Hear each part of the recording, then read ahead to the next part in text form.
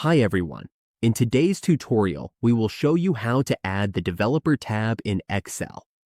If you want access to advanced tools like macros, form controls, and VBA, this tutorial is for you.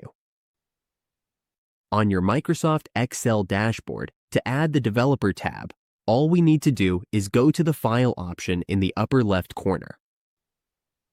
Once we are there, we just need to go to Options. Here in Options, we can immediately see the Customize Ribbon section.